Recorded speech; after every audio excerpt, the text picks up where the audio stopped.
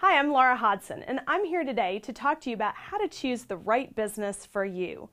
Very often I work with entrepreneurs. I'm a serial entrepreneur myself, which is a combination of unmedicated ADD and just having a passion for a lot of things. But I work with a lot of entrepreneurs as well on how to find the right business. Very often you realize that you want to have your own business, or you're sort of driven to do that. You don't like the career you've been in, etc., but you're not really sure what to do. A lot of people start a business for a variety of reasons. Some people just want to run something. They want to be the boss. They want to be in charge. Some people start a business because they have a great idea and it's something that nags at them over and over until they say, you know what, I'm just going to go do it. Some people try to find an idea. They just know they want to start a business, and so they are in search of the next great idea. And some people just want to make a lot of money, which is just as equally great an idea, a reason as all the others. But at the end of the day, the real question is, how do you find the right thing for you? A lot of times people come to me and they say, you know, I'm a great engineer, or I'm great at finance, so I must start something in that field. The reality is that's not the case. I know people who are brilliant in the medical field, but the business they ended up starting was in a completely different industry. Or maybe they're a brilliant engineer and they've had a long history of careers at IBM working in computers, and then one day they wake up and decide to start a restaurant. Neither is better or worse, whether you start a business in your sort of field of study or whether you go into another area. The real question is finding the right intersection of what you're good at, what you like to do, what the world needs, and what the world will pay for.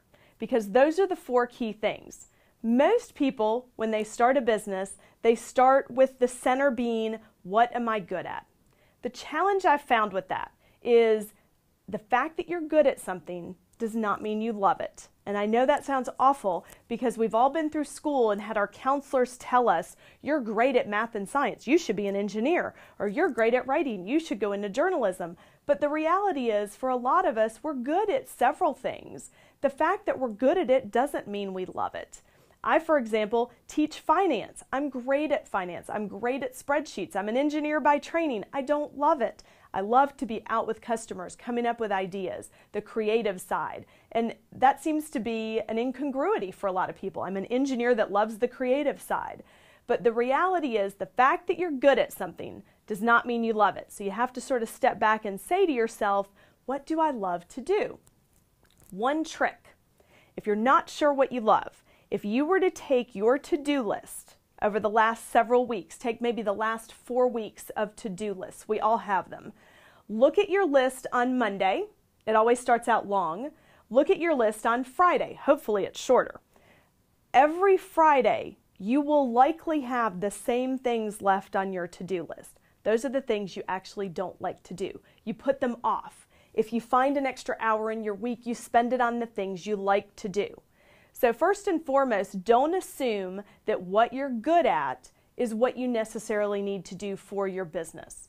So then the next question is, what do I love? And I've just given you a tip for how to kind of figure out the things that you're passionate about.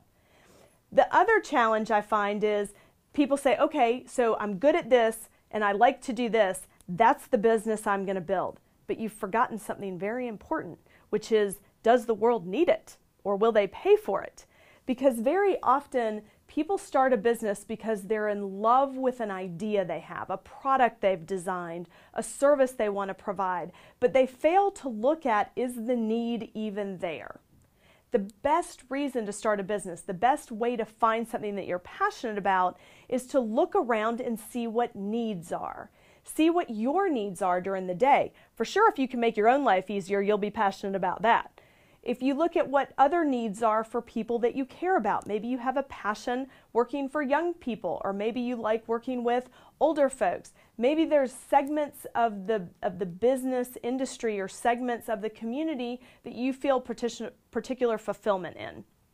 Try to put those together. If you can find a match between what you love and what you do well, you can have a great career. If you can find a match between what you love and what the world needs, then you can find a great vocation. That's your calling. If you find your vocation, you will tend to be very satisfied and very fulfilled. If you find a great career, you'll tend to be very content as well. But the real bullseye is if you can find the intersection of all of those, and we all strive for that. If you can find something that you are interested in, that you're good at, that the world needs, and that they'll pay for, you have hit the jackpot. The next challenge then is, what is the most important skill set for finding the right business? A lot of people think it's creativity. They think that the best way to find the business that's right for you is to be creative, to brainstorm. Let's sit down and think about all the things I'm good at. What do I enjoy in my day? What are my hobbies? How do I bring those together? Again, the challenge with that is that the whole focus is on you, not on the customer. So while you may very well find something that you love to do and that you're good at, you don't know if there's a need for it yet. So I would challenge you to say that the best skill set for finding the right business for you is not creativity, but rather it's curiosity. It's being able to walk through your day and be curious about what things you could do better, what things you could improve on. Maybe it's day-to-day tasks that you do that could be as simple as brushing your teeth or washing dishes, something in your home. Maybe it's something outside the home in your business life. Most great ideas, most nuggets that start the next great business come from a person who's sort of an outsider looking into the business or into your own life and saying, what could I do differently? How would I improve that if I could do it tomorrow? So the first important thing is the curiosity. The second thing is most people, again, think that the best skill set, in addition to creativity, is knowledge. It's being an expert in that field. I can tell you for certain that if you're an expert in one little technical field, most innovative ideas don't come from the experts. They don't come from the people that do it every day. They come from the people who look in from the outside and notice something different. So instead of what you know being the most important thing to focus on what you notice. What do you notice? Again, it goes with curiosity. I would challenge you to take maybe a week of your time and each day as you're going to work, think about what are the things I would do different? What things don't make sense to me? Very often, the biggest ideas are the most simple because it's something that everyone walks through their life so busy that they don't notice that it could be improved upon. And so part of finding the right business for you is, again, to open yourself up to curiosity, to noticing the world around you. That will make you much more in tune with the needs of the marketplace and what people are willing to pay for. Then you can marry that with what am I good at and what do I like to do. The reality is, if you can find something you like and there's also a need and people are willing to pay for it, the fact that you're not good at it can be fixed by hiring the right people or partnering with the right people. Again, it's all about finding those complementary skill sets so that when you get up every day, you enjoy what you do. What I always tell people is the best idea with average people has barely a chance of succeeding. But an average idea with the best people will undoubtedly find success because the idea will change over time. So don't stress about finding the right business. It will morph over time. Rather, focus on finding the intersection of what you like, what you're good at, what the world needs, and what the world will pay for.